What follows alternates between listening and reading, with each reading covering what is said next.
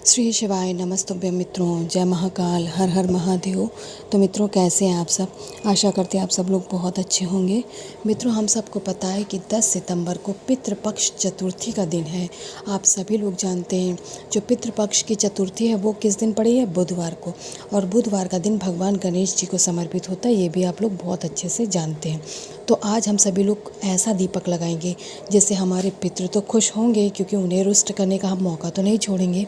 साथ ही में हम भगवान गणेश जी को प्रसन्न करने का भी प्रयत्न करेंगे। यानी एक ही दीपक के अंदर हमें दोनों लोगों के लिए बाती लगानी है, उनके लिए पूजन इत्यादि करना है। सामने स्क्रीन पे आपको मिट्टी का दीपक दिख रहा है, ठीक है, एक दीपक दिख रहा है। आपको लेना है तो मिट्टी का लीजिए, अन्यथा अगर आप आटे का बना सकते हैं तो आटे का बना लीजिए। एक दीपक लेना है, उसी एक दीपक के अंदर हम अपने पितृ देवता और भगवान गणेश दोनों ही लोगों के लिए बाती लगाने वाले हैं, ठीक है मित्रों। इस पर अब हम लोग बाती कौन सी लगाएंगे? गोल बाती। आप सभी लोग जानते हैं कि जब हम अपने पितरों के लिए लगाते हैं तो लंबी लगाते हैं, लेकिन अब बात आ रही भगवान गणेश जी की, तो हम इस पर बाती गोल लगाएंगे, ठीक है। गोल बाती लगा लिया। अब भगवान गणेश जी को सबसे प्रिय क्या होता है? दो चीज़ें प्रिय होती हैं, एक तो मूंग का दाना और एक होती है दूर्वा। ये दोनों ही चीज़ें उन्हें सबसे ज़्यादा प्रिय होती हैं। आपको अगर मूंग का दाना मिल जाए तो बड़ी अच्छी बात है। कुछ दाने ले करके उसका आप लोग आसन लगा लीजिएगा इसी दीपक के नीचे, ठीक है। दीपक को हम लोग प्रज्वलित किससे करेंगे? यदि गौ माता का घी मिल जाता है तो बहुत अच्छी बात है, ठीक है मित्रों। नहीं मिल पाता है तब उस कंडीशन में फिर आप तिल के तेल का प्रयोग करेंगे। दीपक तैयार हो गया। आपके घर के अंदर भगवान विघ्नहर्ता भगवान गणेश की फ़ोटो, कैलेंडर, प्रतिमा कुछ तो ज़रूर ही होगा। उसमें से वहाँ पर आप इस दीपक को लेके जाइए। पहुँच गए।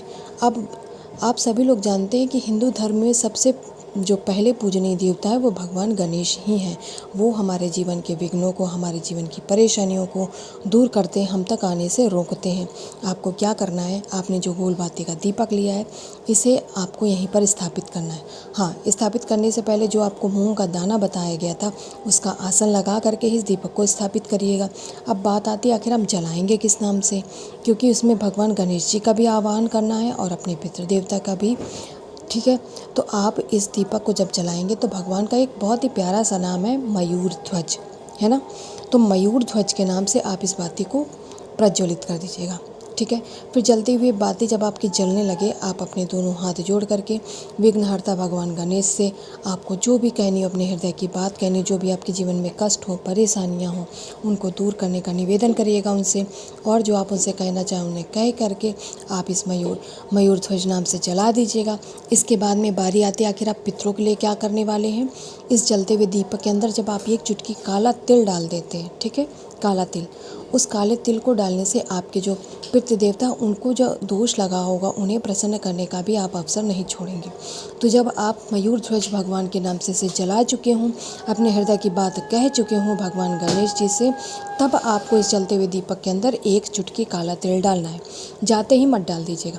पहले आप जो पूजनीय देवता हमारे भगवान गणेश जी उनका आवाहन करेंगे, उनसे हम अपने हृदय की बात कहेंगे।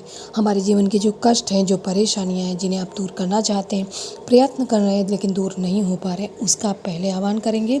आह्वान करने के बाद में लास्ट में बिल्कुल आपको एक चुटकी काला तिल डालना है और डाल करके आप जितनी देर दीपक जलता रहे उतनी देर आप अपनी विनती कहिएगा। उसके बाद इस दीपक को उठा करके किनारे पे रख दीजिएगा।